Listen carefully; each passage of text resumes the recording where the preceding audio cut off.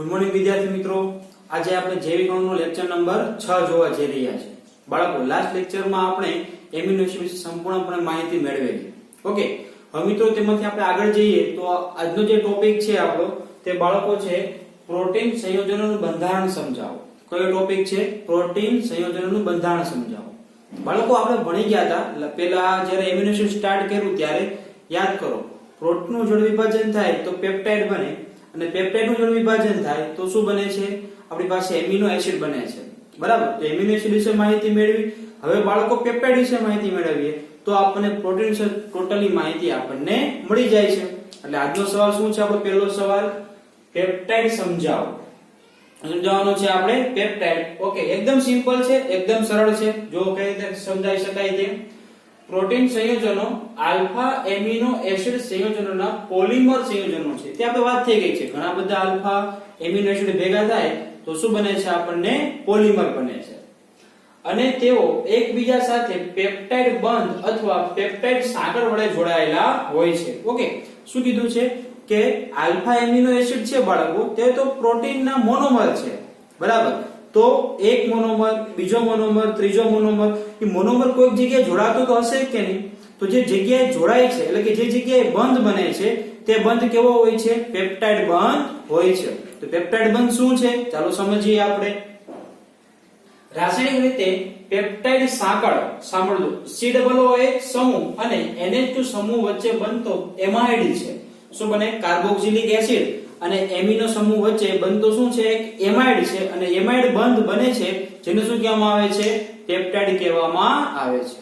Okay, ચાલો જો આગળ લખેલું પણ છે અહીંયા કે એમિનો એસિડના સમાન અથવા જુદા જુદા બે અણુઓ વચ્ચેની પ્રક્રિયા એક અણુના એમિનો સમૂહના અને બીજા અણુના કાર્બોક્સિલિક સમૂહ સાથે સંયોગીકરણમાં પાણીનો એક અણુનું વિલોપન થઈ અને શું બનાવે છે? પેપ્ટાઇડ બંધ બનાવે છે. એક્ઝામ્પલ તરીકે જુઓ અહીંયા બાળકો, આ ગ્લાયસીન છે.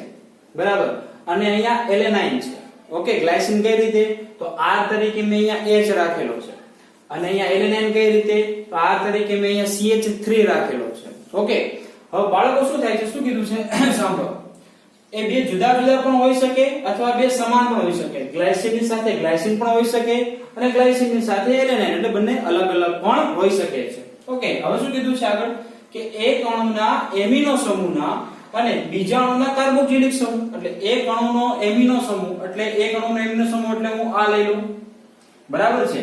અને બીજા અણુના કયા લીધા છે મેં? કાર્બોક્સિલિક. બરાબર? એક અણુનો શું લેવાનો છે આપણે? એક અણુનો એમિનો સમૂહ. બરાબર? અને બીજા અણુનો શું લેવાનો છે? કાર્બોક્સિલિક સમૂહ.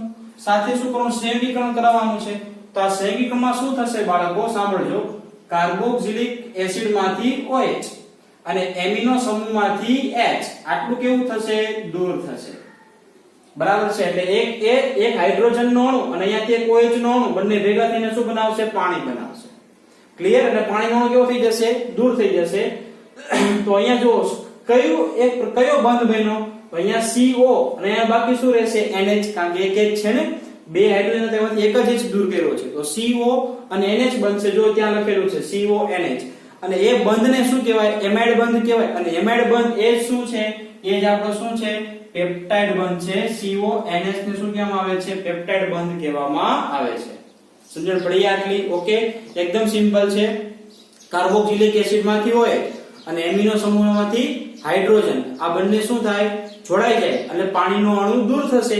અને જે એમાઇડ બંધ બને એ એમાઇડ બંધને શું કહેવામાં આવે છે? પેપ્ટાઇડ બંધ કહેવામાં આવે છે. એટલે કે એક એમિનો એસિડ બીજા એમિનો એસિડ સાથે પેપ્ટાઇડ બંધ અથવા એમાઇડ બંધથી જોડાયેલો હોય છે.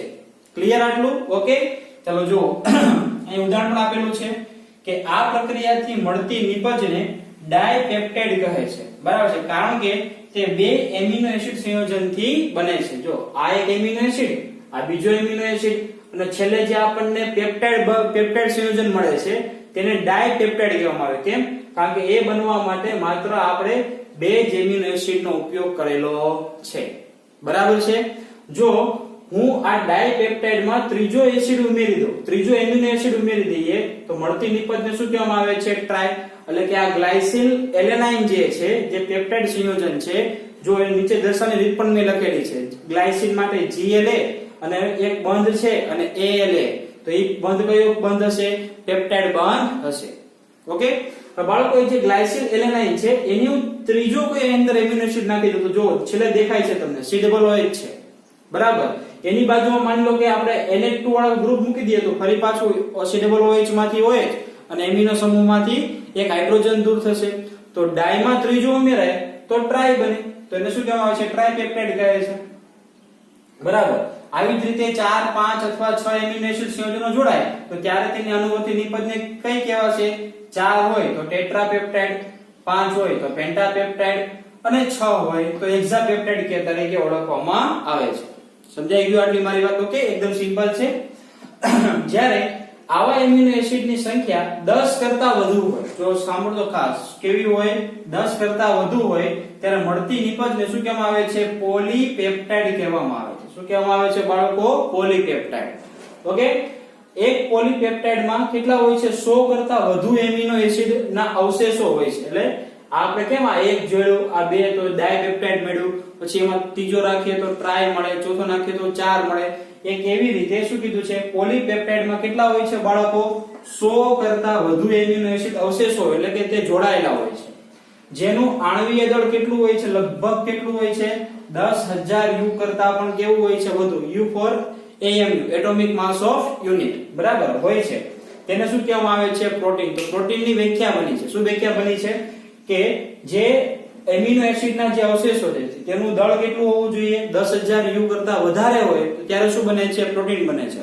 પરંતુ બાળકો હજી આમાં પણ ઘણા બધા કન્ફ્યુઝન છે. હજી સુધી આપણને સ્પષ્ટ પ્રોટીન અને પોલીપેપ્ટાઇડ વચ્ચેનો સ્પષ્ટ આપણને ખ્યાલ નથી, એટલે કે બંનેનો ભેદ આપણને ખબર નથી, બરાબર. તો તમારા માટે આ શાખા ખુલી છે. ભવિષ્યમાં કોઈ વૈજ્ઞાનિકો બનો, બરાબર છે, તો આ ખાસ પ્રોટીન અને પેપ્ટાઇડ બંધ વિશે માહિતી કોઈ આપશો તમે તો તમને પણ નોબેલ પારિતોષિક મળી શકે છે.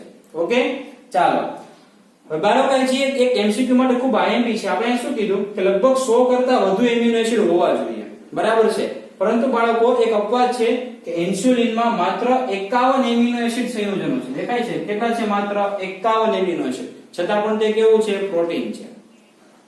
ખબર પડી ગઈ આટલી? ઓકે, તો આ હતું પેપ્ટાઇડ. હવે ખબર પડી ગઈ? જો શું ધ્યાનથી સમજો, આખો કોન્સેપ્ટ ક્લિયર કરો. એમિનો સંયોજનો ભેગા થાય તો પેપ્ટાઇડ બને અને પેપ્ટાઇડ સંયોજનોમાં પોલીપેપ્ટાઇડ ભેગા થાય એટલે કે 100 કરતા વધારે પેપ્ટાઇડ બંધ બને ત્યારે શું બને છે? પ્રોટીન બને છે. ક્લિયર આટલું? ઓકે, પેપ્ટાઇડ બંધ આપણે બે વિશે સમજાવ્યા, પણ આવા તો આપણે 100 કરતા વધારાનું લેવાના છે. તો આખી જે શૃંખલા બને એ શૃંખલાને શું કહેવામાં આવે છે? એ શૃંખલાને કહેવામાં આવે છે પ્રોટીન. ક્લિયર આટલું? ઓકે, તો આટલું હતું આપણે ટેક્સ્ટ બુકમાં કે પેપ્ટાઇડ બંધ સમજાવો. ક્લિયર? કયા સુધીનું લખવાનું? ક્લિયર? 2 કે 3 માર્કમાં સવાલ પૂછાય તો આટલું તમે લખી શકો છો. હવે બાળકો તો એક એક્સ્ટ્રા નોંધ છે જે ધ્યાનથી સમજજો. એક્સ્ટ્રા નોંધ હું બોલું એટલે મેં પહેલા પણ તમને કીધું છે, અત્યારે પણ કહું છું, આને તમારે NCERT ની થિયરી ઇન્ક્લુડ કરવાની નથી. આને તમારે એક્સ્ટ્રા નોટ તરીકે સાઈડમાં લખવાની છે. ઓકે, ચાલો જો N અંતસ્થ અવશેષ અને C અંતસ્થ અવશેષ કોને કહેવાય? બરાબર, N અંતસ્થ અવશેષ, અંતઃસ્થ, અને C અંતસ્થ અવશેષ. તો બાળકો આ જે શું છે? એમિનો એસિડ, બરાબર. આપણે એમિનો એસિડ છે, હવે બંને ભેગા થયા, રેડી. તો આને દર્શાવવાની એક રીત હોય. એવું ન હોય કે ગમે તેમ દર્શાવો, નહીં, ગમે તેમ ન દર્શાવે. એક રીત હોય છે કે એમિનો સમૂહ હોય ને, દાખલા તરીકે સમજો કે આવા બે એમિનો એસિડ ભેગા થયા તો એક પેપ્ટાઇડ બંધ બન્યું. પરંતુ એમાં ધ્યાન રાખો કે છેડાનો NH2 અને આ બાજુ છેડાનો COOH હંમેશા કેવો રહેશે? ખુલ્લા જ રહેશે. માની લો કે 100 જોડાય, 100 અણુ, તો આ બાજુના છેડે એમિનો બાકી રહેશે અને પેલી બાજુ COOH બાકી રહેશે, બરાબર છે. વચ્ચે નહીં હોય, બાકી છેડે તો NH2 અને COOH તો બાકી રહેવાનું છે. જ્યાં પણ શૃંખલા પૂરી થાય તો ત્યાં તમને આવું જોવા મળશે. તો આની એક રીત છે દર્શાવવાની કે જે NH2 સમૂહ છે તેને હંમેશા ડાબી બાજુ લખવામાં આવે છે. કઈ બાજુ લખવામાં આવે છે? હંમેશા બાજુ કઈ બાજુ? ડાબી બાજુ. અને જ્યારે COOH સમૂહ હંમેશા કઈ બાજુ લખવામાં આવે છે? જમણી બાજુ લખવામાં આવે છે.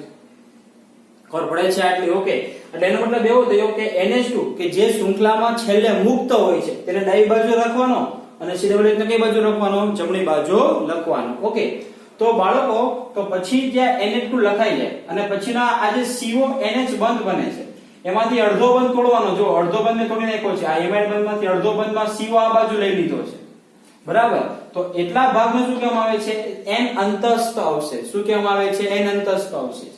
એટલે અહીંયાથી મેં nh ને જવા દીધો છે. તો હવે અહીંયા આપણે જ કરવાનું સી ડબલ બોન્ડ ઓ રાખવાનો, nh ને પહેલામાં જવા દેવાનો. બરાબર છે. જો અહીંયા થઈ ગયું ને CONH. ક્લિયર? એટલે વચ્ચેનો ભાગ છે તેમાં એમાઇડ બંધ આપણે આ રીતે દર્શાવી શકીએ CONH. ક્લિયર?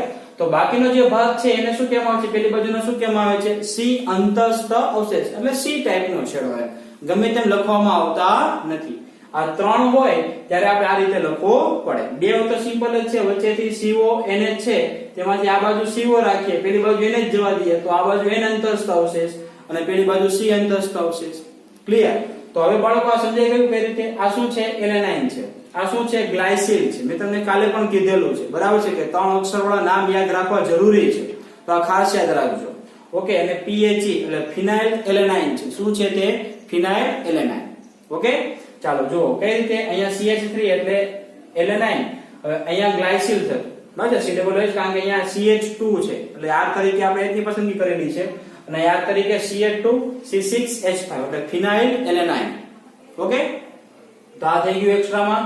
બીજું બાળકો એક એક્સ્ટ્રામાં એવું છે કે પેપ્ટાઇડનો ક્રમ પણ ખૂબ જ મહત્વનો છે. દાખલા તરીકે આ 3 છે, બરાબર છે, એલેનાઇન, ગ્લાયસિલ અને ફિનાઇલ એલેનાઇન. બરાબર છે. તો બાળકો એને આપણે ગોઠવી કરી શકીએ. એવું જરૂરી થોડું છે કે એલેનાઇન જ પહેલા હોઈ શકે. હું ગ્લાયસિલ ને પહેલા રાખું અથવા ફિનાઇલ એલેનાઇન ને પહેલા રાખું કારણ કે એની પાસે પણ એમિનો સમૂહ છે, ગ્લાયસિન પાસે પણ NH2 સમૂહ છે અને ફિનાઇલ પાસે પણ NH2 સમૂહ છે. તો દરેકે દરેક ડાઈ બાજુ તો આવી જ શકવાના છે. ઓકે. તો ગોઠવણી પણ મહત્વની છે. તો જો બાળકો તમારી પાસે મેં ઉદાહરણ આપેલું છે કે જો 3 એમિનો એસિડ હોય તો ABC, ધારી લો કે ABC છે, તો તમે તેને 6 રીતે જોડાઈ શકે છે. કેટલી રીતે જોડાઈ શકે છે? 6 રીતે. ખાસ યાદ રાખજો. બરાબર છે? 6 રીતે જોડાઈ શકે છે. કઈ રીતે? જો અહીં મેં એની શક્યતા પણ આપેલી છે. ABC જોડો. બરાબર. માની લો કે A તરીકે આ છે, B તરીકે આ છે, C તરીકે આ છે, તો પહેલા ABC થઈ ગયું. પછી શું કરીએ? ACB, તો A આમ રાખીએ, આ B નો રોટેશનમાં રાખીએ, એ પણ એક શક્યતા છે. ઓકે. ત્યારબાદ BAC, તો આ પહેલું રાખીએ, આ બીજું રાખીએ, પેલું ત્રીજું રાખીએ આપણે. ઓકે. ત્યારબાદ અહીંયાથી BCA, બરાબર છે, તો આ B પહેલું, C પહેલું, એને પાછળ જવા દઈએ અને CAB અને CBA. તો આવી રીતના 6 શક્યતાઓ છે. ઓકે. તો બાળકો 4 હોય તો, 5 હોય તો, 6 હોય તો, બરાબર છે, તો એકદમ સિમ્પલ મેં લખી નાખેલું છે. જો n એમિનો એસિડ હોય તો જોડાવાની શક્યતા કેટલી? n factorial. કેટલી હોય છે? n factorial. હવે તમને બધાને ખબર પડી જાય કઈ રીતે તમે જોડી શકો છો. 4 હોય તો 4 ફેક્ટોરિયલ, તો કેટલું આવશે? 4 ગુણ્યા 3 ગુણ્યા 2 એટલે કેટલું આવશે? 4 તેરી 12 ને 12 દુ 24. 24 રીતે તમે તેને જોડી શકો છો. ખબર પડી ગઈ આટલી? ઓકે. તો અલગ અલગ પ્રકારના એમિનો એસિડ જોડાવાની શક્યતા હતી તે મેં તમને અહીંયા દર્શાવી દીધી છે. ક્લિયર? પણ આ ભાગ છે તે એક્સ્ટ્રા છે. જો તમને પરીક્ષામાં પૂછાય પેપ્ટાઇડ બંધ તો આટલું જ લખવાનું છે, આ ઉદાહરણ આપવાનું છે. ઓકે. તો ચાલો ફટાફટ આટલી વસ્તુ આપણે નોટબુકમાં પણ લખીશું. એક સ્ક્રીનશોટ લઈ લો, પછી આપણે આગળનો ટોપિક ઉપર જઈએ. તો ફટાફટ સ્ક્રીનશોટ લઈ લો.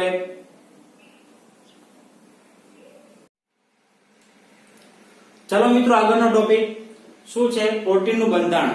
બાળકો હવે આપણે અહીંયા સુધી પહોંચી ગયા છીએ કે તમને બધાને એટલો તો ખ્યાલ છે જ કે ભાઈ આ ચેપ્ટરમાં આપણે પેલા એમિનો એસિડ ભણી ગયા. એમિનો એસિડ આપણે પેપ્ટાઇડ બંધથી જોડાય ત્યારે શું બને છે? એક પ્રકારની આખી શૃંખલા રચાય, 100 કરતા વધારે એમિનો એસિડ જોડાય તો બાળકો ત્યારે બને છે પ્રોટીન. બરાબર છે? તો પ્રોટીનનું બંધારણ કેવું હોય છે તે બાળકો? પ્રોટીનના બંધારણ આપણે બે ભાગમાં વર્ગીકરણ કરીએ છીએ. એક તો તેને અણુના આકારને આધારે અને બીજું છે તે બંધારણને આધારે. ઓકે. તો અણુના આકારે પાછા તેના બે ભાગ પડે છે અને જ્યારે આ પ્રોટીનના બંધારણના આધારે તેમના કેટલા ભાગ પડે છે? 4. આપણે ક્રમ વાઇઝ બધું આપણે જોતા જઈશું. ઓકે. તો સૌપ્રથમ ચાલો જોઈએ આણ્વીય આકારને આધારે તેમને બે પ્રકારમાં વર્ગીકરણ કરવામાં આવે છે. સૌથી પહેલું છે તે છે રેખીય પ્રોટીન સંયોજનો. કયું સંયોજનો છે બાળકો? રેખીય પ્રોટીન સંયોજનો. ઓકે. શું કીધું છે? જ્યારે પોલીપેપ્ટાઇડ શૃંખલાઓ એકબીજાને સમાંતર ગોઠવાયેલી અને તેઓ એકબીજા સાથે હાઇડ્રોજન બંધ અને ડાયસલ્ફાઇડ બંધથી જોડાયેલી હોય ત્યારે રેસામય જેવું બંધારણ રચાય છે. એક્ઝામ્પલ તરીકે સાંભળો. શું કીધું છે? જ્યારે પોલીપેપ્ટાઇડ શૃંખલા, બાળકો તો આ પોલીપેપ્ટાઇડ શૃંખલા છે. એક શૃંખલા અહીંયા છે, આ બીજી શૃંખલા છે, બરાબર છે, પછી આ ત્રીજી શૃંખલા છે, બરાબર, અલગ અલગ શૃંખલા છે. તે શું કીધું છે? સમાંતર ગોઠવો. સમાંતર છે એકબીજાને કેવી છે? સમાંતર છે, સ્ટ્રેટમાં છે. સમાંતર ગોઠવાયેલી હોય અને તેઓ એકબીજા સાથે હાઇડ્રોજન બંધ અથવા ડાયસલ્ફાઇડ, જો મેં અહીંયા બંધ આપેલો છે, એક બંધ આ આપેલો છે, એક બંધ અહીંયા આપેલો છે, એક બંધ અહીંયા આપેલો છે, બરાબર, તો તે બંધ કયા હોય, કાં તો હાઇડ્રોજન બંધથી જોડાય અથવા તો ડાયસલ્ફાઇડ બંધ. ડાયસલ્ફાઇડ બંધ કોને કહેવાય? S આ રીતે ડાયસલ્ફાઇડ બંધથી જોડાયેલી હોય. ઓકે, ત્યારે રેસામી જેવું બંધારણ રચાય છે અને આ રેસામી જેવું બંધારણ છે. તો આવા સંયોજનો સામાન્ય રીતે કેવા હોય છે? પાણીમાં અદ્રાવ્ય છે. ખાસ અગત્યનું છે, પાણીમાં કેવા હોય છે? અદ્રાવ્ય. ઓકે, ત્યારબાદ આગળ જોઈએ. ઉદાહરણ તરીકે આપણને આપેલું છે કેરેટિન અને માયોસિન. તો બાળકો કેરેટિન ક્યાં હોય છે? વાળ, ઊન અને રેશમમાં જોવા મળે છે, જ્યારે માયોસિન છે તે સ્નાયુમાં જોવા મળે છે. ફિગર એટલે કે આકૃતિ છે તે એનસીઈઆરટી ની બુકમાં આપણને આપેલી નથી, પણ આપણે દોરવી હોય તો આ રીતે આપણે તેને દોરી શકીએ છીએ. સમજાઈ ગયું આટલું? ઓકે, ચાલો. બીજું છે મિત્રો ગોલીય પ્રોટીન સંયોજન. ગોલીય કોને કહેવાય? હવે બાળકો આ જે સ્ટ્રેટ શૃંખલા હતી તે શૃંખલા વળી જાય, બરાબર છે. જો તે શૃંખલા વળી ગઈ, માની લો કે આ શૃંખલા આમ સ્ટ્રેટ હતી, આ સ્ટ્રેટ લાઈન છે, હવે આને વાળી દો અહીંયાથી આમ જો આ રીતે આકારમાં વાળી, આ સ્ટ્રેટ હોય, હવે આને હું આમ વાળી દઉં છું, આ શૃંખલાને આપણે આમ વાળી દઈએ આ રીતે. ઓકે, તો વાળી દઈએ તો ગોળાકાર સ્વરૂપમાં ફેરવાય છે, આ ગોળાકાર સ્વરૂપમાં ફેરવાય છે. અને હવે જે બંધ છે આ બંધ ડાયસલ્ફાઇડ અને હાઇડ્રોજન બંધ એ આમાં પણ હોય, તો એ કાં તો અહીંયા જોવા મળશે આ રીતે આમ કોર્નર ઉપર જોઈન્ટ થઈ જાય, આ રીતે આમ ખબર પડે છે. તો એ સંયોજનો જે ગોળાકાર સ્વરૂપમાં ફેરવાય ત્યારે તેઓ કેવો આકાર રચાય છે? ગોલીય આકાર રચાય છે. આ પ્રોટીન સંયોજનો પાણીમાં કેવા હોય છે? દ્રાવ્ય થઈ જાય છે. ઓકે, ખાસ ધ્યાન રાખજો, આ અદ્રાવ્ય છે, જ્યારે આ કેવા હોય છે? પાણીમાં દ્રાવ્ય હોય છે. ઓકે, હવે બાળકો આગળ જોઈએ. ઉદાહરણ તરીકે ઇન્સ્યુલિન અને આલ્બ્યુમિન. બાળકો આલ્બ્યુમિન છે તે ઈંડામાં જોવા મળે છે. ક્યાં જોવા મળે છે? ઈંડામાં. ઓકે, આનું ઉદાહરણ કયા કયા હતા? કેરેટિન અને માયોસિન. જ્યારે આનું ઉદાહરણ કયા કયા છે? ઇન્સ્યુલિન અને આલ્બ્યુમિન. ઓકે, ચાલો. હવે બાળકો આગળ જોઈએ. શું કીધું છે કે પ્રોટીનના બંધારણના આધારે તેને 4 સ્તરમાં વર્ગીકૃત કરી શકાય છે. જો ધ્યાનથી સમજજો. આણ્વિક આકારને આધારે પૂછે તો 2 જ આવશે, પણ બંધારણને આધારે પૂછે તો હવે આગળના 4 પ્રકાર તેના પડે છે તે આપણે જોઈશું. ઓકે, સમજો ધ્યાનથી. પ્રોટીનનું પ્રાથમિક બંધારણ કેવું હોય છે? તો એક અથવા વધારે પોલીપેપ્ટાઇડ શૃંખલાઓ હોય છે, બરાબર છે બાળકો. જો શું કીધું છે? આ એક શૃંખલા હોય અથવા એક કરતા કેવી હોય છે? વધારે પણ હોઈ શકે છે, બરાબર છે. ખાસ ધ્યાન રાખજો. પોલીપેપ્ટાઇડમાં એમિનો એસિડ સંયોજનો ચોક્કસ ક્રમમાં ગોઠવાયેલા હોય છે, ચોક્કસ ક્રમ હોય છે બાળકો. દાખલા તરીકે માની લો કે એલેનાઇન, ગ્લાયસિન અને ફિનાઇલ એલેનાઇન, જે આપણે આગળનું ઉદાહરણ જોઈ ગયું, બરાબર છે. તો એક ક્રમ ચોક્કસ હોય. સાંભળજો, એલેનાઇન, ગ્લાયસિન અને ફિનાઇલ એલેનાઇન. તો એલેનાઇન, આ ફિનાઇલ એલેનાઇન પછી પાછું એલેનાઇન આવે, પછી પાછું ગ્લાયસિન, પછી પાછું ફિનાઇલ એલેનાઇન, એમ ચોક્કસ ક્રમમાં ગોઠવાયેલી હોય છે. એનો ક્રમ બદલાતો નથી. ઓકે, અને જો આ ક્રમમાં ફેરફાર કરવામાં આવે તો કેવું પ્રોટીન મળે છે આપણને? જુદું પ્રોટીન મળે છે. તો સ્વાભાવિક જ છે, કેવું પ્રોટીન મળશે આપણને? જુદું મળી જશે. પહેલા શું હતું? એલેનાઇન, ગ્લાયસિન અને ફિનાઇલ એલેનાઇન. હવે બાળકો હું આ ક્રમમાં ફેરફાર કરું, બરાબર છે, કે ભાઈ પહેલા મેં ગ્લાયસિન રાખ્યું, પછી એલેનાઇન રાખ્યું, પછી ફિનાઇલ એલેનાઇન રાખ્યું, તો એ પ્રોટીન બદલાઈ જાય. તેના કરતા જે પ્રોટીન હશે તેના કરતા બદલાય. સ્વાભાવિક છે કે સી અંતસ્થ અને એન અંતસ્થ જે આવશે તેમાં જે ઘટકો છે તે બદલાઈ જવાના છે. ખબર પડી ગઈ આટલી? ઓકે, હવે એના કરતા જુદું પ્રોટીન મળે છે. પ્રાથમિક બંધારણમાં આટલું જ છે. આવા 4 બંધારણ જોવાના: પ્રાથમિક, દ્વિતીયક, તૃતીયક અને ચતુર્થક. ઓકે, આમાં 3 મુદ્દા યાદ રાખવાના. કયા કયા? એક અથવા વધારે પોલીપેપ્ટાઇડ શૃંખલાઓ હોય છે અને ચોક્કસ ક્રમમાં ગોઠવાયેલી હોય છે. જો ક્રમ બદલવામાં આવે તો તેનું શું થાય છે? કરતા મૂળ પ્રોટીન હોય તેના કરતા જુદું પ્રોટીન તમને જોવા મળે છે, બરાબર. કારણ કે સી અંતસ્થ અને એન અંતસ્થ બદલાઈ જશે એટલા માટે. ઉદાહરણ તરીકે ઇન્સ્યુલિન, બરાબર છે. પ્રાથમિક બંધનું ઉદાહરણ કયું છે? ઇન્સ્યુલિન છે. ઓકે, તો બાળકો તેના જેવું છે પ્રોટીનનું દ્વિતીયક બંધારણ. કેવું બંધારણ આપેલું છે તમને? દ્વિતીયક બંધારણ આપેલું છે. ઓકે, તો શું કહે છે દ્વિતીયક બંધારણમાં? એના 2 ભાગ પડે છે. એક તો આલ્ફા સર્પિલ, જેને આપણે આલ્ફા હેલિક્સ તરીકે પણ ઓળખીએ છીએ. આલ્ફા સર્પિલ અને શું કહેવામાં આવે છે? અને આલ્ફા સર્પિલ, એનું બીજું નામ છે આલ્ફા હેલિક્સ. અને બીટા પ્લેટેડ શીટ, બરાબર છે. બીટા પ્લેટેડ શીટ એટલે ગળી વાળેલો પડદો. જે તમે ઘરમાં પડદા હોય તમારે તો તમને ખબર હશે, ગળી વાળેલો પડદો હોય તે કેવા આકારમાં ગોઠવાયેલો હોય? સમથિંગ આ આકારનો હોય છે. ઓકે, ચાલો. એમ 2 પ્રકારના બંધારણ અસ્તિત્વ ધરાવે છે. 2 પ્રકારના બંધારણ અસ્તિત્વમાં હોય છે. કયા કયા? આલ્ફા સર્પિલ અને બીજું કયું આપેલું છે? બીટા પ્લેટેડ શીટ વાળું. ક્લિયર આટલું? ઓકે, એમાં જો આલ્ફા સર્પિલ કેવું હોય છે? તે તો બાળકો પોલીપેપ્ટાઇડ શૃંખલાઓ જમણા હાથના સ્ક્રૂની જેમ રીતે કેવી હોય છે? વળેલી રહે છે. ફરી એકવાર બોલું છું, પોલીપેપ્ટાઇડ શૃંખલાઓ કેવી હોય છે બાળકો? જમણા હાથના સ્ક્રૂની જેમ વળેલી હોય છે. ઓકે, જુઓ તમને એક આકૃતિ દેખાતી હશે, દેખાય છે? બરાબર. એમાં તમે જમણો આ મારો જમણો હાથ છે, જમણો હાથ હું આમ વાળું છું, તો બરાબર છે, તો આ દિશામાં રોટેશન મારે ને, બરાબર છે. જમણો હાથ હું આ રીતે આમ વાળું તો મારી આંગળીઓ છે તે આ દિશામાં રોટેશન મારશે. તો બાળકો આ દિશામાંથી જો શૃંખલા ઉપર ચડે છે સર્પિલ આકારમાં, દેખાય છે? આમાં દેખાય છે પિક્ચર જે આકૃતિ બતાવી તેમાં તમને દેખાતું હશે કે તેમાં સ્ટ્રક્ચર જે છે તેમાં શૃંખલાઓ સર્પિલ આકારમાં કઈ બાજુ ચડે છે? ઉપરની બાજુએ ચડે છે. ઓકે, તો તેમાં નવું શું છે બાળકો? જોજો હવે આ જે પિક્ચર તમને દેખાય છે, બાજુની તમને જે આકૃતિ દેખાય છે તે આકૃતિમાં ધ્યાનથી જુઓ તો એવું હશે કે જેમાં NH સમૂહ, બરાબર છે, એમિનો સમૂહ એ હવે સાંભળજો CONH પેપ્ટાઇડ બંધથી જોડાયેલા હશે, એટલે જેમાં NH સમૂહ પોલીપેપ્ટાઇડ શૃંખલાના પડોશી વળાંક સાથે, બરાબર છે. પડોશી વળાંક એટલે કઈ રીતે? તો ધ્યાનથી સમજજો તમે, અહીંયા સમજો, હું અહીંયા સમજાવું છું. માની લો કે આ રીતે જે શૃંખલા છે તે અહીંયાથી આ રીતની આમ જે શૃંખલા છે તે ઉપર ચડતી તમને દેખાડેલી છે, બરાબર છે. અહીંયાથી વળે છે. ટૂંકમાં ઇન શોર્ટ કે ભાઈ આ રીતની શૃંખલા હોય તો આ રીતની શૃંખલા ઉપર ચડતી હોય છે, બરાબર છે. પરંતુ બાળકો વળાંક એટલે કઈ જગ્યાએ? એકચ્યુઅલી આવો વળાંક ન હોય, વળાંક કંઈક અલગ રીતે હોય. જો વળાંક અહીંયા સ્પષ્ટ રીતે દોરું તો કંઈક અહીંયાથી આ રીતે આમ વળાંક લીધો છે, બરાબર. પછી અહીંયા થોડુંક આમ નીચે આવે, પછી અહીંયાથી આમ જાય છે, પછી અહીંયાથી 3 ડાયમેન્શનમાં હું નહીં દોરી શકું કારણ 2D બોર્ડ છે એટલા માટે. પરંતુ જો વળાંક એટલે અહીંયા વળાંક છે અને એક વળાંક અહીંયા છે, બરાબર. તો સાંભળજો, વળાંક હોય ને બાળકો તો અહીંયા વળાંકમાં જો એક બંધ રચાયેલો છે, આ રીતે આમ બંધ રચાય છે, બરાબર. આકૃતિમાં જોઈએ તમને દેખાતું હશે. તો એ બંધ છે બાળકો, તે બંધ શેનાથી બનેલો હોય છે? હાઇડ્રોજન બંધથી બનેલો છે. કયાથી બનેલો હોય છે બાળકો? હાઇડ્રોજન બંધથી. અમારી વાત ધ્યાનથી સમજજો. આ એક અણુ છે, સાંભળજો, આ એક અણુ છે પ્રોટીન શૃંખલાવાળો, બરાબર. હવે અણુની અંદર પરમાણુઓ છે તે બંધ બનાવે છે, તો તેને આપણે શું કહીએ છીએ? અંતઃઆણવીય. ખબર છે ને? અંદરો અંદર બંધ બને તેને શું કહીએ છીએ? અંતઃઆણવીય. તો તેમાં લખેલું હશે કે અંતઃઆણવીય બંધ બને. જો બાજુમાં લખેલું પણ છે, તમને આકૃતિમાં પણ દેખાતું હશે, દેખાય છે? તો જેમાં લખેલું છે સ્પષ્ટ, શું આપેલું છે? અંતઃઆણવીય બંધ બનાવે છે. અને દરેક વળાંકમાં લગભગ કેટલા હોય છે? 3.6 એમિનો એસિડ હોય છે. ખાસ ધ્યાન રાખજો, અલગથી છે તે થોડીક એક્સ્ટ્રા નોટ છે તે મેં લખેલી છે. કેટલી હોય છે? 3.6 એમિનો એસિડ હોય છે. ઓકે, તો આલ્ફા સર્પિલનું બંધારણ આવું હતું. ક્લિયર? ચાલો, એટલે કેટલા મુદ્દા યાદ રાખવાના છે?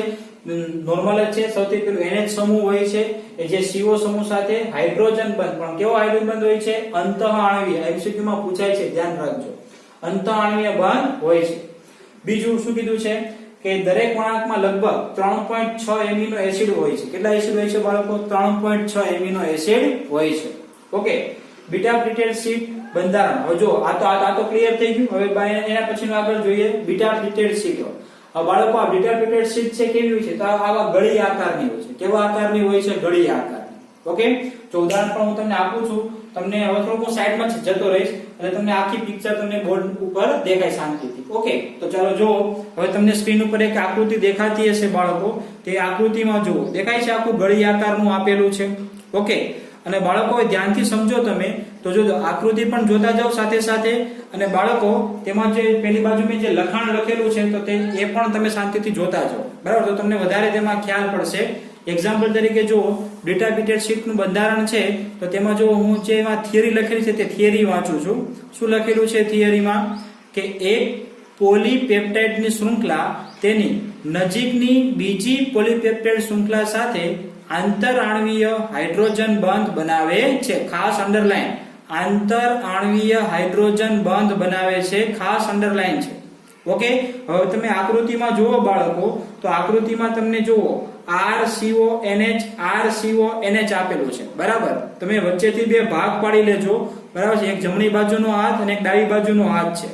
ઓકે, તો તેમાં તમે જોશો તો જે પેલું તમે આકૃતિ જુઓ તો આકૃતિમાં પેલું જ બંધ જુઓ, C ડબલ બોન્ડ O છે તે NH ની બાજુમાં જો બીજા સાથે બંધ બનાવવા જઈ રહ્યો છે. કોની સાથે બંધ બનાવવા જઈ રહ્યો છે? બીજા સાથે બંધ બનાવવા જઈ રહ્યો છે.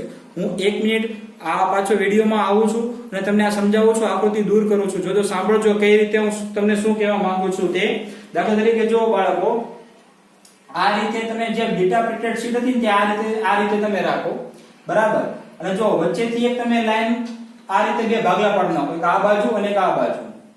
ઓકે, તો તમે જોશો અહીંયા પણ શું હશે, એક તમને અહીંયા એમાઇડ બંધ આપેલો હશે C ડબલ બોન્ડ O અને NH, આ રીતે એક બંધ છે. હવે આ ઓક્સિજન છે ને તે બીજા સાથે એટલે કે અહીંનો ઓક્સિજન આ રીતે છે C ડબલ બોન્ડ, તે જોજો તો આકૃતિમાં તમને આ બાજુ હાઇડ્રોજન સાથે જે કે એટલે કે NH સમૂહ છે તેની સાથે હાઇડ્રોજન બંધ બનાવતો હશે. હું તમને આ કહેવા માંગુ છું. ઓકે, એટલે આકૃતિમાં એક વખત ખાસ ધ્યાન રાખજો. રેડી? ચલો ફરી પાછી આકૃતિ બોર્ડ સ્ક્રીન ઉપર લાવું છું તો તેમાં તમે ધ્યાનથી જોઈ લેજો. ઓકે, ચાલો જુઓ તો દેખાય છે તેમાં તમને. રેડી? ફરી પાછી આકૃતિ આવી ગઈ છે સ્ક્રીન ઉપર. તો જુઓ એમાં જે પેલો છે R પછી CH, બરાબર? કઈ બાજુ વાત કરું છું? ડાબી બાજુ વાત કરું છું. તો તેમાં R CH C double bond O છે. તો તેમાં જો C ડબલ બોન્ડ O છે ને તમારો, તે બીજી બાજુની આકૃતિમાં એટલે કે જમણા બાજુમાં મેં કીધું ને વચ્ચેથી બે ભાગ પાડી નાખજો. તો જમણી બાજુમાં જુઓ ઓક્સિજન છે તે હાઇડ્રોજન સાથે હાઇડ્રોજન બંધ બનાવી રહ્યો છે. તો તમને દેખાય છે તે. પરંતુ બાળકો આમાં થયું છે કેવું? તો થયું છે કેવું તે તમને પાછું સમજાવું. જુઓ હવે આપણે આકૃતિનું કઈ કામ નથી, કાઢી નાખું છું. હવે ધ્યાનથી સમજો બાળકો આમાં કઈ રીતનું થયું છે તે. આ બાજુનો એક અણુ છે એવી એક શૃંખલા જુઓ, ટૂંકમાં ઇન શોર્ટ આ બાજુ એક પોલીપેપ્ટાઇડ શૃંખલા છે અને આ બાજુ પણ એક પોલીપેપ્ટાઇડ શૃંખલા છે, બરાબર? પણ આ પોલીપેપ્ટાઇડ શૃંખલાનો કાર્બોનિલ ગ્રુપ એટલે કે C ડબલ બોન્ડો તે આ બાજુની શૃંખલા સાથે હાઇડ્રોજન બંધ બનાવે છે. તો આ એક અણુ છે, આ બીજો અણુ છે, તો અણુ વચ્ચે બંધ બને છે. તો બાળકો તેવા બંધને આપણે કેવો બંધ કહીશું? બરાબર છે, તેવા બંધને આપણે કેવો બંધ કહીશું? આંતર આણવીય. કેવો કહીશું આપણે? આંતર આણવીય. અણુની અંદર પરમાણુ વચ્ચે બંધ બને તો બાળકો એને અંતઃ આણવીય કહેવાય. કેવો કહેવાય? અંતઃ આણવીય. જ્યારે અણુ વચ્ચે બંધ બને તેને કેવો કહેવાય છે? આંતર આણવીય હાઇડ્રોજન બંધ કહે છે. ઓકે, અને આ શૃંખલા છે તે શૃંખલા કેવી હોય છે? વાકી ચૂકી જોવા મળે. કેવી જોવા મળે? એ તો તમે આકૃતિમાં જોઈ છે, બરાબર છે? કેવી જોવા મળે છે? વાકી ચૂકી તમને જોવા મળે છે. અને તેથી ગળીઓ વાળી બને છે. કેવી બને છે? ગળીઓ વાળી. એટલે એટલા માટે નામ પડી ગયું બીટા પ્લેટેડ. એક પ્લેટની ઉપર બીજી પ્લેટેડ સીટો વાળું નામ તેને પડી ગયું છે, ગળીઓ વાળું છે એટલા માટે. ઓકે, તો આ તો પ્રાથમિક બંધારણ અને આ તો કયું બંધારણ છે? તે છે દ્વિતીયક બંધારણ. ઓકે, ચલો ફટાફટ સ્ક્રીનશોટ લઈ લો, પછી આપણે આગળ જઈએ આની વિશે માહિતી આપું તમને. ચાલો મિત્રો જોઈએ આગળનો ટોપિક. દ્વિતીયક બંધારણ આપણે પૂરું કર્યું. હવે બાળકો તેવું જ છે પ્રોટીનનું તૃતીયક બંધારણ. બરાબર? શું કહેવા માંગે છે તે જુઓ. પ્રોટીન સંયોજનોનું તૃતીયક બંધારણ પોલીપેપ્ટાઇડ શૃંખલાનું એકંદરે વળાંક જ દર્શાવે છે. એટલે કે દ્વિતીયક બંધારણનું ફરીથી વળવું. બાળકો અત્યાર સુધી આપણે ભણીએ છીએ તે સાંભળો, પ્રોટીન એક કેવા પ્રકારનું હોય છે એકદમ આ બોક્સમાં હું તમને સમજાવી દઉં કે પ્રોટીનનું શું કહેવાય, બંધારણ કેવું હોય. જો તમારી પાસે પ્રાથમિક પ્રોટીન હોય, પ્રાથમિક પ્રોટીન, બરાબર, તો તેના આ એક ગોળો એટલે માની લો કે ભાઈ એક એમિનો એસિડ, આ બીજો એમિનો એસિડ, આ ત્રીજો એમિનો એસિડ, આ ચોથો એમિનો એસિડ, આ પાંચમો, આ છઠ્ઠો, આ સાતમો, આ એક એમિનો એસિડ છે. એની શૃંખલા હોય એટલે આ એક પ્રાથમિક એમિનો એસિડ. હવે આ શૃંખલાને આપણે વાળી દીધું. શું કરી દીધું? આપણે વાળી દીધું. કઈ રીતે? જો આ રીતે આપણે વાળી દઈએ તો આ પ્રોટીનનું દ્વિતીયક બંધારણ થઈ જાય, સેકન્ડરી બંધારણ થઈ જાય. કેવું થઈ જાય? દ્વિતીયક બંધારણ. ક્લિયર? હવે આ દ્વિતીયક બંધારણને બાળકો, આ દ્વિતીયક બંધારણ છે આ રીતનું, આમ દ્વિતીયક બંધારણ છે આ રીતનું, આમ. ઓકે, અને અહીંયા માની લો કે અહીંયાથી આ વળી ગયું. હવે અહીંયાથી ને વધારે વાળો આ રીતે, આમ રેડી, વધારે વાળો તો આ તૃતીયક બંધારણ થઈ જાય. એટલે દ્વિતીયક બંધારણને ફરીથી વાળો એટલે તૃતીયક બંધારણ. ખબર પડે છે? સેકન્ડરી બંધારણ છે તેને તમે ફરીથી વાળો તો શું બને? તૃતીયક બંધારણ બને છે. ખબર પડી ગઈ? પ્રાથમિક બંધારણ શૃંખલા હોય, દ્વિતીયક બંધારણ છે એ પ્રાથમિકમાંથી બને પણ પ્રાથમિકને વાળી દો એટલે દ્વિતીયક બને. દ્વિતીયકને ફરી પાછું વાળો તો તૃતીયક બને છે. ક્લિયર? જો એક આકૃતિ પણ જો હું તમને અહીં બતાડું છું. ચતુર્થક પહેલા સમજાવી દઉં. જો ચતુર્થક શું છે બાળકો? ચતુર્થક આ તૃતીયક બંધારણ છે આ રીતે વળેલું છે. એક બંધારણ માની લો કે આ રીતે આમ વળેલું છે. ક્લિયર? પરંતુ મિત્રો તેની અંદર બીજી ફરીથી સાંભળો, તેની અંદર આવી તો એક જ શૃંખલા થઈ ને, તેની અંદર હજી બે કે તેના કરતા વધારે પણ શૃંખલા આવેલી હોય છે. આ રીતે આમ શૃંખલા આવેલી હોય છે. ખબર પડે છે? આ રીતે પણ શૃંખલા એટલે કે ચતુર્થક બંધારણમાં બે અથવા બે કરતા વધારે શૃંખલા આવેલી હોય છે. હોય તૃતીયક પરંતુ એમાં બે શૃંખલા આવેલી એટલે ગૂંચળું બને. આ ગૂંચળું નહીં બને, આ એક પ્રકારનું ગૂંચળું બને કારણ કે બે હોય અથવા બે કરતા વધારે શૃંખલા હોય તો ચતુર્થક બંધારણ થઈ ગયું. ખબર પડી ગઈ? જો તમને આકૃતિ પણ બોર્ડ ઉપર દેખાતી હશે એનસીઈઆરટી માં આપેલી આકૃતિ છે, દેખાય છે? જે જો પહેલી આકૃતિ છે તેમાં નીચે લખેલું છે પ્રાથમિક બંધારણ. તો જો સીધી રેખા છે. હવે સીધી રેખાને ગોળ ગોળ વાળી દો સર્કિલ આકારમાં તો જો તો બને છે તૃતીયક બંધારણ બને છે. ઓકે, હવે જો તૃતીયક બંધારણ કઈ રીતે બને છે તો જે બીજું બંધારણ છે એને ફરી પાછું વાળી દીધું તો તૃતીયક બંધારણ થઈ ગયું. ચતુર્થક બંધારણમાં એક કરતા વધારે શું આવેલી હોય છે? એક કરતા વધારે શૃંખલાઓ આવેલી હોય છે. ક્લિયર આટલું? ઓકે, તો આ પ્રાથમિક, તૃતીયક, તૃતીયક અને ચતુર્થકની શું છે? આકૃતિ છે. ક્લિયર? ચાલો હવે મિત્રો જુઓ તે શું કરે છે, તે મુખ્યત્વે બે આણ્વીય આકાર જેવા કે રેસામય પણ ધરાવે અને ગોલીય આકાર પણ બનાવે છે. આ જે આકાર હોય કે રેસામય જેવો આકાર પણ હોય અથવા ગોલીય આકારમય પણ ધરાવે છે. ઓકે, ચાલો અને આપણે જોઈ ગયા છીએ રેસામય આકાર અને ગોલીય આકાર આપણે જોઈ ગયા. પ્રોટીનના અણુના આકારને આધારે તેના બે ભાગ પડેલા આપણે રેસામય અને ગોલીય. ઓકે, તો જો એમાં કઈ રીતે જોડાયેલા હોય છે આ જે શૃંખલાની વચ્ચે જે હોય છે તે? તો હાઇડ્રોજન બંધ જોડાયેલો હોય અથવા ડાયસલ્ફાઇડ જોડાયેલા હોય સાંકળ અથવા વાન ડર વાલ્સ અને સ્થિર વિદ્યુતીય આકર્ષણ બળો પણ તેમાં જોડાયેલા હોય છે જે પ્રોટીનના દ્વિતીયક અને તૃતીયક બંધારણને શું બનાવે છે? સ્થાયી બનાવે છે. બરાબર, દ્વિતીયક અને તૃતીયકને સ્થાયીતા કોણ આપે છે? તો આ બધા બંધો આપે છે. હાઇડ્રોજન બંધ હોઈ શકે, ડાયસલ્ફાઇડ સાંકળ હોઈ શકે, વાન ડર વાલ્સ હોઈ શકે અથવા સ્થિર વિદ્યુતીય આકર્ષણ બળો પણ જોવા મળે છે. બરાબર, ચાલો હવે બાળકો છેલ્લું છે પ્રોટીનનું કયું બંધારણ છે? ચતુર્થક બંધારણ. શું કીધું? પ્રોટીનના ચતુર્થક બંધારણમાં કેટલાક પ્રોટીન સંયોજનો બે અથવા વધારે પોલીપેપ્ટાઇડ શૃંખલાના બનેલા હોય છે જેને ઉપએકમો કહે છે. એક્ઝામ્પલ ખાસથી સમજજો, પર એકવાર વ્યાખ્યા વાંચું છું. કેટલાક પ્રોટીન સંયોજનો બે અથવા વધારે પોલીપેપ્ટાઇડ શૃંખલાના બનેલા હોય છે જેને ઉપએકમો કહે છે. મેં કીધું ને આમાં જો વ્હાઇટ ચોકથી પણ છે અને ગ્રીન ચોકથી પણ છે. બરાબર, તો આના ઉપએકમો કેટલા? બે. કારણ કે શાખા કેટલી છે? અંદર બે. સોરી, શૃંખલા કેટલી મૂકેલી છે? મેં બે શૃંખલાઓ મૂકેલી છે. બરાબર, તો એવા ઉપએકમો હોય છે. અને બાળકો આ જેટલા ઉપએકમો હોય, 2 હોય, 3 હોય, 4 હોય, 5 હોય, 6 હોય, ગમે તેટલા ઉપએકમો હોય તો આ ઉપએકમોની પરસ્પર અવકાશીય ગોઠવણી એટલે ચતુર્થક બંધારણ. ખબર પડી ગઈ? આમાં એક જ શૃંખલા, આમાં પણ એક જ શૃંખલા, આમાં પણ એક જ શૃંખલા. ચતુર્થક બંધારણમાં એક કરતા વધારે શૃંખલા. ખબર પડે છે? ચતુર્થક બંધારણ શું? એક કરતા વધારે શૃંખલા હોય છે.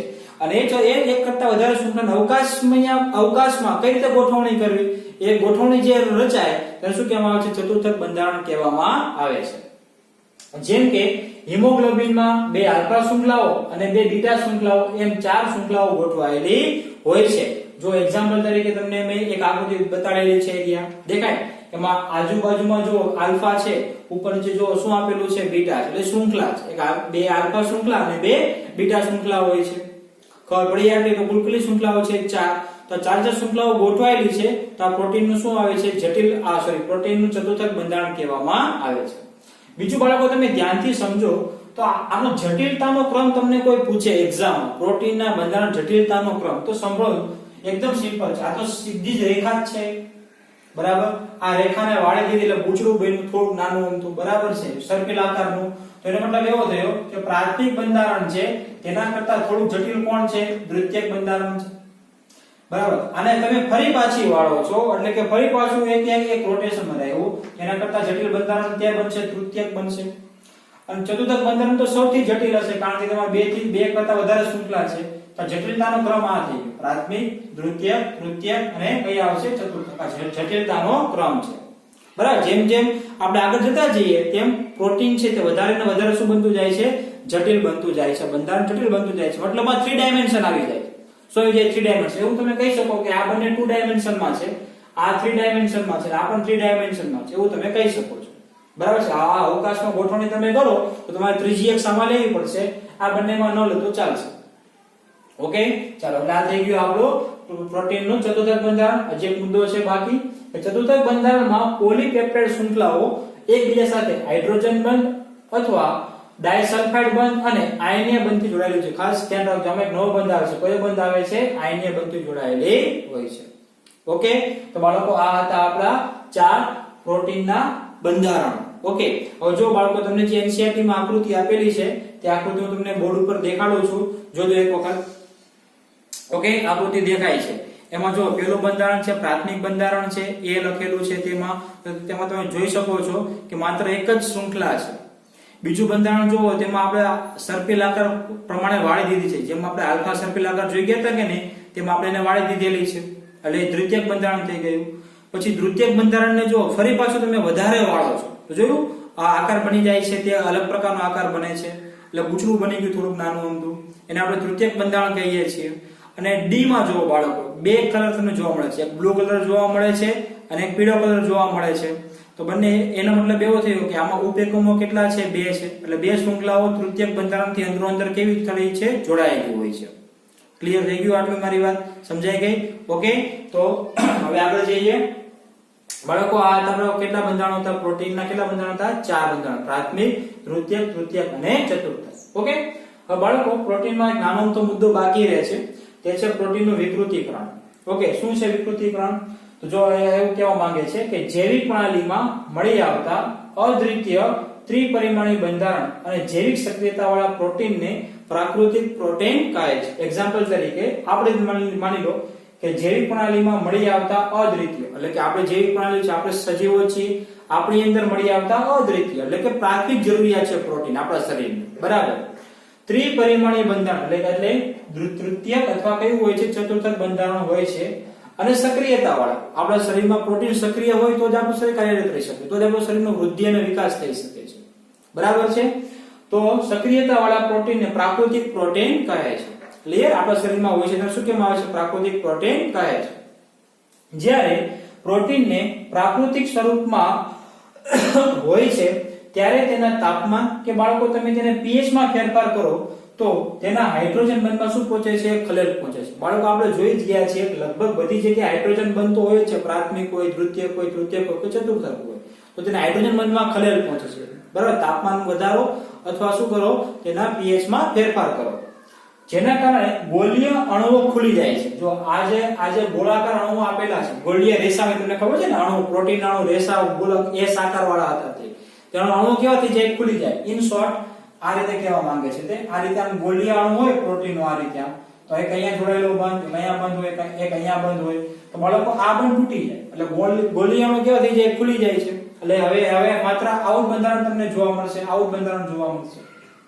ખબર પડી ગઈ? તો ગોળીય અણુ ખુલી જાય છે અને સર્પિલ અણુઓ વળાંક રહિતના બને છે. આ જે સર્પિલ અણુઓ છે તે વળાંક રહિતના બને. વળાંક રહિતના એટલે કેવા થઈ જાય?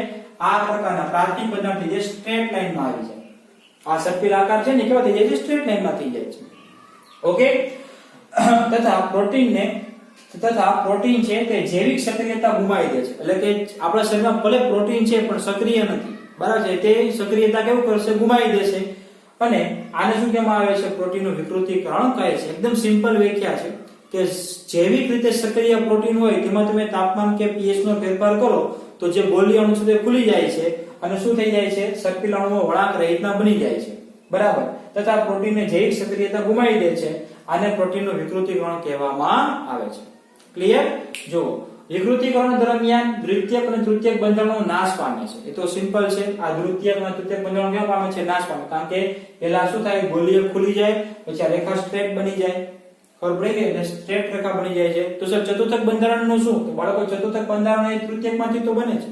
તૃતીયક બંધારણ છે તેમાં 2 થી 3 શાખા તમે જોડી દો, શૃંખલા તમે મૂકી દો તો ચતુર્થક બંધારણ થઈ જાય. એટલે આપણે કેવું પામે છે? નાશ જ પામે છે.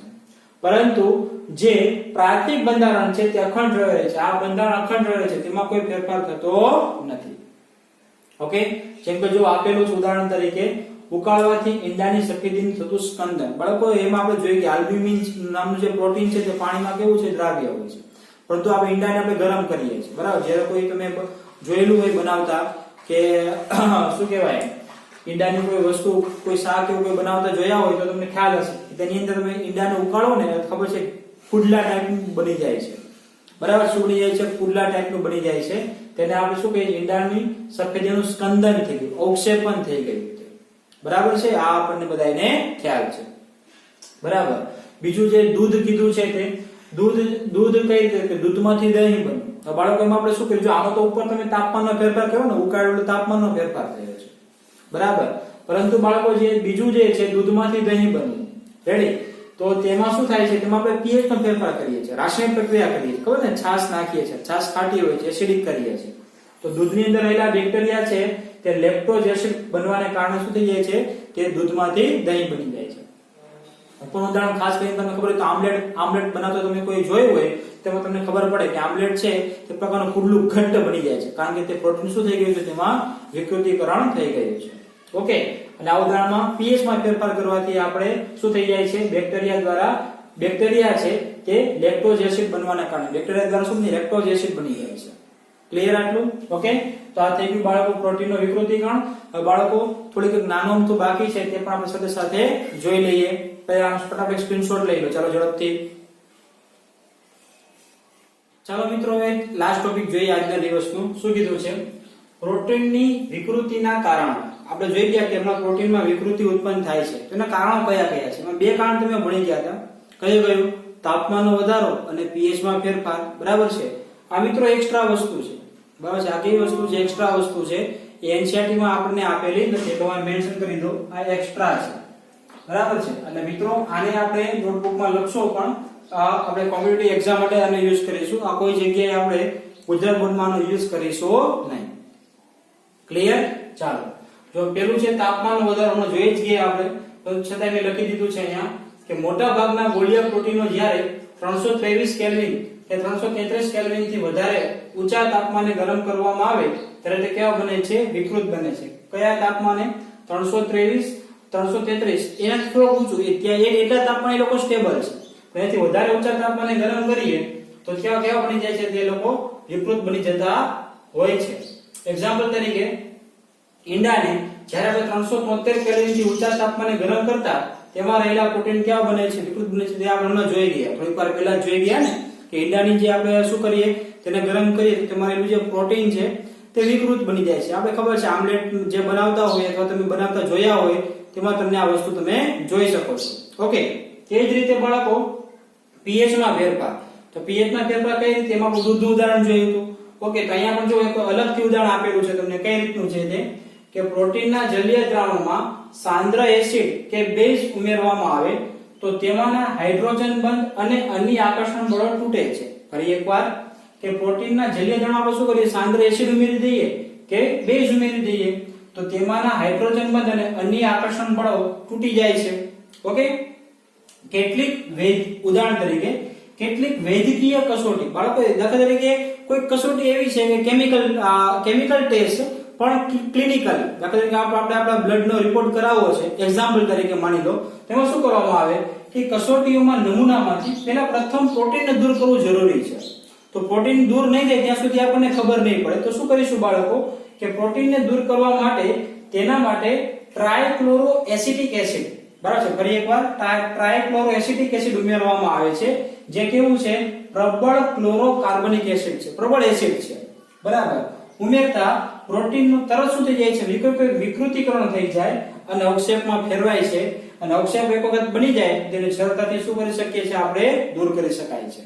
સમજણ પડી ગઈ આટલી વાત? ઓકે, એટલે આવી કસોટીઓ છે તે અમુક વૈદ્યકીય રસાયણ કસોટીઓ, ક્લિનિકલી ટેસ્ટ કરવું હોય ત્યારે આપણે કોનો ઉપયોગ કરીએ છીએ? ટ્રાયક્લોરો એસિટિક એસિડનો ઉપયોગ કરીએ છીએ.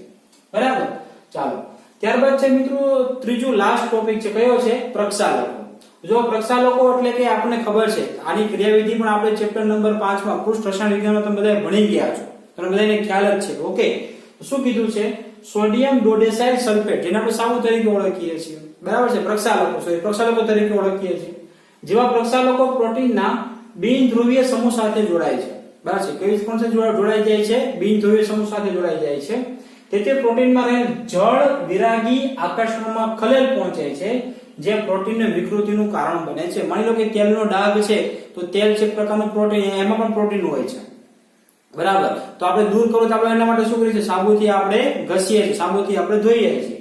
તો એટલે કે પ્રક્ષાલકોનો ઉપયોગ કરીએ તો પ્રક્ષાલકો છે તે કોના સાથે? બિનધ્રુવીય સાથે. કોની સાથે જોડાઈ જાય છે? બિનધ્રુવીય સાથે જોડાઈ જાય છે. તમને ખબર છે શીર્ષ અને પૂંછ, બરાબર છે ને, એમાં COO- હોય અને પૂંછડી હોય છે. તેમાં જે બિનધ્રુવીય ભાગ છે કે જેની ઉપર કોઈ પ્રકારનો ચાર્જીસ નથી, તેવા ભાગ સાથે જોડાઈ જાય છે અને શું કરે છે? જળ વિરાગી આકર્ષણમાં ખલેલ પહોંચે છે. બરાબર છે, જળ વિરાગી જે આકર્ષણ છે તેમાં ખલેલ પહોંચાડી દે છે, જેને પ્રોટીનનું વિકૃતિકરણ કહીએ છીએ આપણે. બરાબર, જેથી તે સપાટી ચોખ્ખી થઈ જાય છે. બરાબર, અને છેલ્લું છે બાળકો કાર્બનિક દ્રાવકો. તો કાર્બનિક દ્રાવકમાં શું કીધું છે? આલ્કોહોલ છે, એસિટોન છે અને ઇથર જેવા કાર્બનિક દ્રાવકો જળ વિરાગી આકર્ષણમાં ખલેલ પહોંચાડે પ્રોટીનમાં વિકૃતિ સર્જે છે. કોઈક દાગ એવા હોય છે કે જે આલ્કોહોલ કે એસિટોન કે ઇથર દાખલા તરીકે સાઈ જે છે, સાઈનો ડાઘ આપણા શરીર ઉપર પડી જાય તો તમે આરામથી એસિટોન તમે નાખો તો તે સાઈનો ડાઘ દૂર થઈ શકે એમ છે. તો એમાં પણ જળ વિરાગી જેવું આવી ગયું પ્રકારનું આકર્ષણ ખલેલ પહોંચાડી દે છે. ઓકે, તો આ હતા પ્રોટીનની વિકૃતિના કારણો. ઓકે, ચલો ફટાફટ સ્ક્રીનશોટ લઈ લો ઝડપથી. મિત્રો એક અગત્યની સૂચના છે, ધ્યાનથી સાંભળો. બરાબર, હાલની પરિસ્થિતિને ધ્યાનમાં રાખીને જે ગુજરાત ગવર્મેન્ટે જે સિલેબસ ઘટાડ્યો છે તે સિલેબસ ઘટાડવામાં આ ચેપ્ટરમાંથી કેટલું ઘટી ગયું છે તો બાળકો સૌપ્રથમ તો મિત્ર તમને બધાને ખ્યાલ જ હશે, પોલિસેકેરાઇડ ને બધું ચાલી ગયું છે, ડાયસેકેરાઇડ અને પોલિસેકેરાઇડ નીકળી ગયા છે. એના વિડીયો પણ આપણે ઓલરેડી અપલોડ થઈ ગયા છે. તો તે ગુજરાત બોર્ડમાં તેમાંથી પૂછાશે નહીં, ખબર પડી છે. ગુજરાત બોર્ડની અથવા સ્કૂલની આપણી જે એક્ઝામ લેશો તેમાંથી આપણે કોઈ પણ જાતના તેમાંથી પૂછવાના નથી સવાલ. અને આજનો લેક્ચર જે તમે જોયો અત્યાર સુધીમાં તેમાં બાળકો કેટલું કડ થયું છે. તો પ્રોટીનનું આપણે જે બંધારણ ભણ્યા એમાં પહેલા બે ભાગ ભણી ગયા હતા, રેસામય અને ગોળીય પ્રોટીન, ત્યાં સુધીનું જ છે. એના પછી મેં પ્રોટીનનું પ્રાથમિક, દ્વિતીયક, તૃતીયક, ચતુર્થક બંધારણ તમને ચલાવ્યું છે અને ત્યારબાદ આ પ્રોટીનનું વિકૃતિકરણ તમને ચલાવ્યું છે. તેટલું આપણા સિલેબસમાં નથી, છતાં પણ મેં તમને ચલાવી દીધું છે, કારણ કે કોમ્પિટિટિવ એક્ઝામને ધ્યાનમાં રાખીને ખબર પડે. તો આ વસ્તુ આપણે ગુજરાત બોર્ડની નોટબુકમાં લખવાની કોઈ જરૂરિયાત નથી. આટલી વસ્તુ ધ્યાનથી સમજજો. એટલી વસ્તુ તમે ન લખો તો ચાલશે, પરંતુ કોમ્પિટિટિવ એક્ઝામ માટે મેં જે મેઇન પોઈન્ટ છે એ જ લીધા છે. તો એમાં તમે નોટ બનાવો છો તો એમાં આ વસ્તુ કમ્પલસરી ઇન્ક્લુડ કરવાની. ફરી એકવાર જેટલું આ ચેપ્ટરમાંથી નીકળી ગયું છે એની એક વખત માહિતી આપું છું. શું નીકળ્યું છે આ ચેપ્ટરમાંથી? ડાયસેકેરાઇડ નીકળી ગયું છે અને પોલિસેકેરાઇડ આ ચેપ્ટરમાંથી નીકળી ગયું છે. બરાબર, એટલે કે જે સુક્રોઝ, માલ્ટોઝ, લેક્ટોઝ આપણે ભણી ગયા છે અને ત્યારબાદ સ્ટાર્ચ અને સેલ્યુલોઝ આપણે ભણી ગયા હતા, ગ્લાયકોજન અને કાર્બોહાઈડ્રેટનું મહત્વ આ પણ નીકળી ગયું છે. ઓકે, એનો મતલબ એવો ઇન શોર્ટ કાર્બોહાઈડ્રેટ્સમાં માત્ર ને માત્ર ગ્લુકોઝ અને ફ્રુક્ટોઝ જ ભણવાનું છે. શું ભણવાનું છે? ગ્લુકોઝ અને ફ્રુક્ટોઝ જ ભણવાનું છે. ખબર પડી ગઈ? અને ત્યારબાદ પ્રોટીનનું બંધારણ છે, તેમાં મેં તમને કીધું તેમ એમાં એમિનો એસિડ કામના છે, પેપ્ટાઇડ કામનું છે અને પ્રોટીનના બંધારણમાં રેસામય અને ગોળીય પ્રોટીન જ કામના છે. ત્યાર પછી પ્રાથમિક, દ્વિતીયક, તૃતીયક અને ચતુર્થક. ત્યારબાદ આ પ્રોટીનનું વિકૃતિકરણ એ ગુજરાત બોર્ડમાં અથવા આપણી સ્કૂલની એક્ઝામમાં એનો મુદ્દો બનાવવામાં આવશે નહીં, જેની દરેક વિદ્યાર્થીઓ ખાસ નોંધ લેજો. અને છતાંય જો કોઈ જગ્યાએ અટવાતા હોય તો મને પૂછી લેજો કોલ કરીને. ઓકે, ચલો તો આજના લેક્ચરમાં આટલું જ. ફરી પાછા આપણે નેક્સ્ટ લેક્ચરમાં મળીએ. ત્યાં સુધી બાય એન્ડ ગુડ બાય.